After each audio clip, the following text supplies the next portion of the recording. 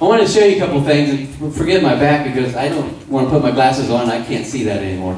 So on the left here, I want to give you some facts to lead with tonight. Fact number one, we have a spending problem. We do not have a revenue problem.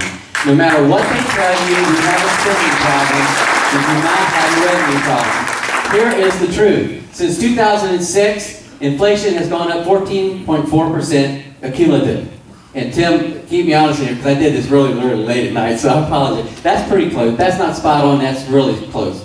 14.4% inflation since 2006. Salaries and benefits have gone up 33% since 2006. And head count, number of students that show up on a day-to-day basis, has gone up 4.33% or 4.34, something like that.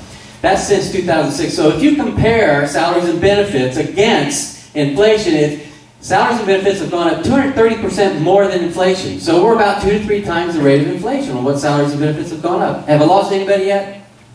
I know I'm talking fast. It's the Mountain Dew and the Monster drink I had. And then head count, salaries and benefits have gone up 765% as compared to student head count. Student head count's pretty much been flat over these years, even though they want to tell you we had all these students and that's why we need more money. I wanted to give you some another fact here is that the district operates in deficit spending. We have a spending problem.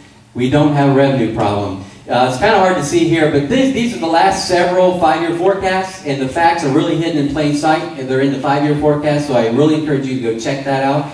But you'll find out that every levy that we've had against the 5-year forecast always showed a deficit behind it. So here's what happens. We get a levy, first couple years look good because we made a lot of money off that levy, and then they wrote checks that they couldn't cash, and then all of a sudden it just took a nosedive. And those red boxes show you the deficit spending tied hey, look here.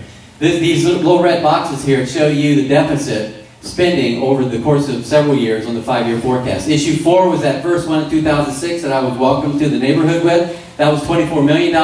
Issue 48 was that other one, is $20 million, and right in there too was that permanent improvement was in there. But you'll notice right after issue 4 there was a deficit. Right after issue 48, there was a deficit. And then last year, November, issue 20 failed. It was a $24 million. Look at that huge deficit. We were looking at $80 million. And then now we're looking at a $16.5 million levy.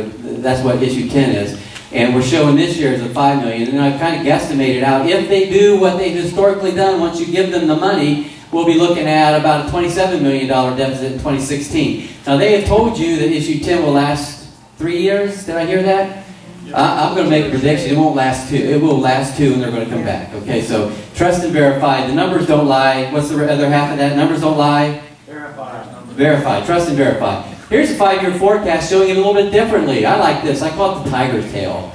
As you see, here's the levies. These are the past several 5-year forecasts. The levies, hold it up, and then boom, there it goes. Hold it up, boom, there it goes. Hold, boom, boom, boom. Every time you'll see a 5-year forecast show a couple years up, and then the rest are deficit. They spend in deficit spending. That's the problem.